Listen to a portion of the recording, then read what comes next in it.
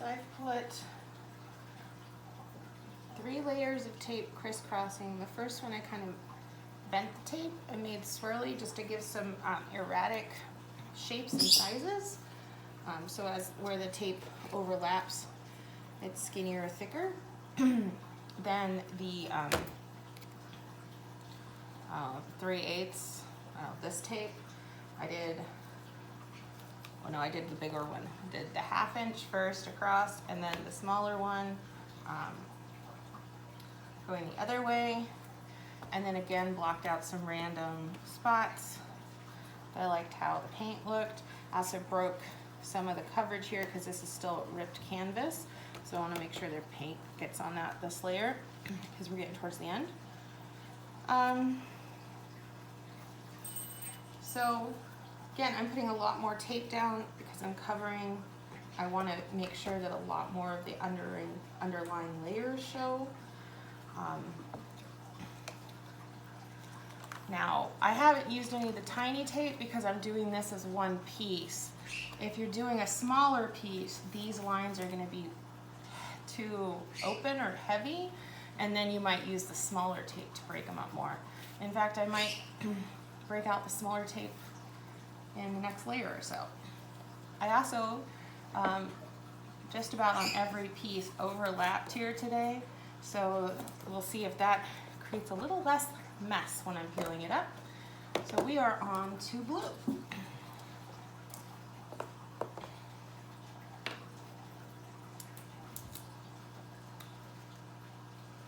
I see a lot of blue here, so I'm going to put this one on this side.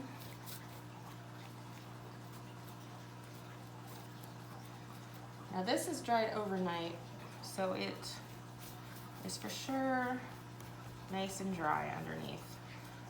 Because I did kind of the twisting of the tape, I had to make sure that everything was pressed down really firmly, otherwise it might create kind of pockets. And if there's pockets, then the paint will actually go under the tape when I'm applying it, and that could cause it to just be goopy there or give you an effect that you maybe don't want. Of course, maybe you want that effect. I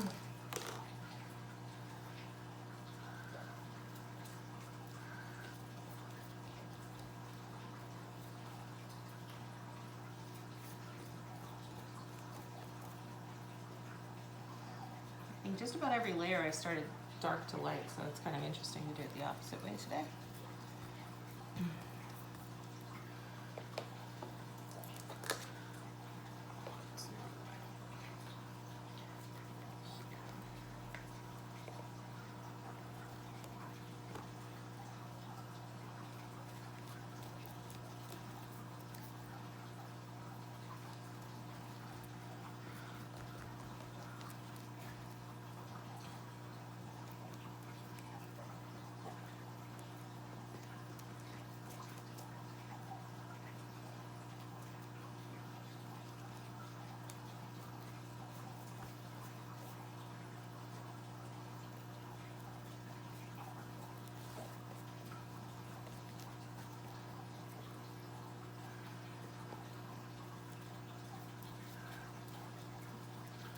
So because less and less paint's showing, I'm going to be more inclined to make sure that there's some swirling and interest, and they're not just solid blocks of color. Because otherwise it'll just be patches of different color blues and greens versus, you know, that pretty blend or partially blended effect. Okay, so the technology is not really working today. So I put on paint, I just did it quickly. I'm running low on most of my blues. And then I kind of wanted to give this the water feel layer, so I put the white shimmer. I put that pretty heavily because I want this blending to really happen, because, you know, in this open hole, like, that's all that's going to be there, and it may even get covered by the next layer. So I wanted to make sure that there was interesting stuff happening in all the little squares. So I'm gonna peel this tape, see if I can get a little less messy because I left the overlap, and check back. Also, look at that giant blob. That's gonna take forever to dry. Good for me. Okay, so I peeled all the tape. As you can see, a lot of the underlayers are now showing. It's kind of sad, that layer is really pretty. But the little irregular lines that I put in, I really like what they're doing, like where they cut across some of these so it's not just a grid of lines. That's why I usually do like ray bands where they widen, because they're more interesting, these like diagonals, than just a square. So this, you can see where they cut across some of them. They add some real interest. You can see this paint is super thick right here. So it's gonna take a while to dry.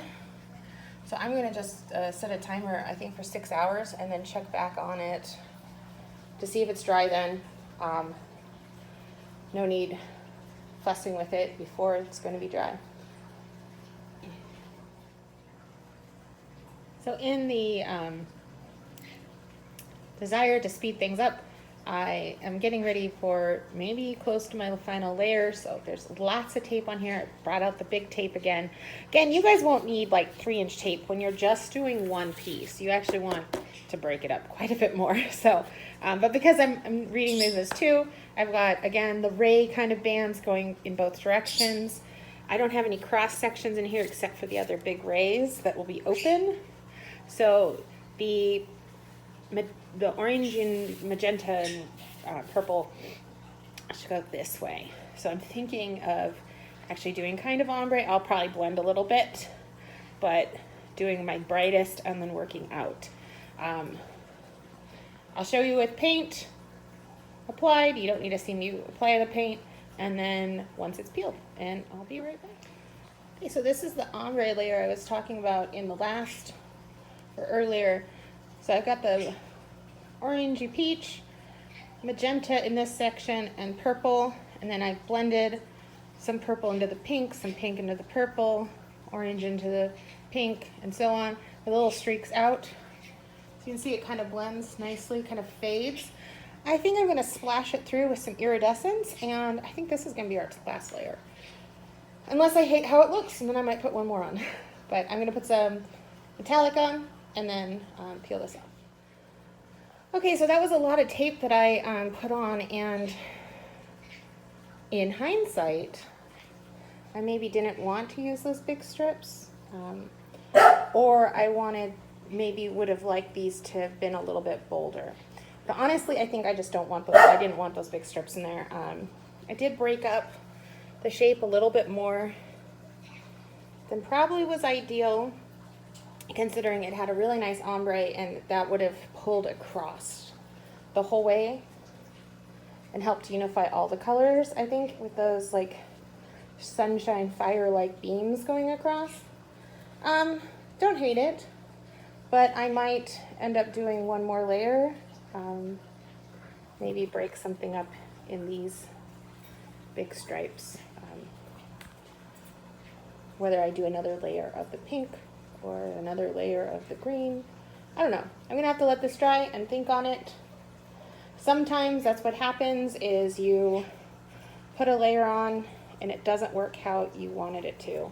I also got paint ripped up here. You can see where that ripped. So I don't know, maybe I'll just go and touch it up individually. But yeah, I love how the paint looked, and I put a ton of metallic on it to like make it super shimmery, and that was beautiful. And then when I started to peel it up, I realized I broke like this. I really didn't need those in-between pieces. That nice wedge would have been really nice. I broke up the wedges a little bit too small, and then with those big strips, I lost the flow of the wedges coming out. So in hindsight, I wanted to put the big strips on, those 4, and I wouldn't have, I think, well, the strips might have been fine. The smaller strips might have been fine if they connected all the way through. But yeah, I probably would have not done one or the other. All right, so anyway, this is drying. And I did have to end up mixing up more of the magenta just to make that work. Again, if your paint is transparent, put it on thicker. You can do some techniques for see-through, but honestly, I think it looks more intriguing and interesting if all the layers are opaque and solid. All right, well, I hope you guys enjoyed this project, and I look forward to checking in with you and seeing how things are going. Okay guys, so one last thing before I conclude this video, whether I put on another layer or not, I think you get the point at this time, how this project will work, but I want to see progress photos. I mean, I know you guys aren't gonna make YouTube videos for it, but every time you peel a layer of tape off, I wanna see a photo of that. So make sure you take lots of progress photos, post them on the discussion board so that we can all follow along on the development of your pieces. This is really important. I don't want you to just turn in finished work. I want to see you making it. I want to see your process on how you made it. That's just as important in some aspects, especially with the online class, because that's what happens during class time. That's when I can give you tips or points. That's when I can tell you, you know what, your paint's too see-through. You need to put more on. You need to put it on thicker, add white, add black to your paint, something to add more density. So, you know, make sure that you post lots of updates. I mean, if you do a layer a day, post a picture every day. It's not that hard to go on there and post the picture.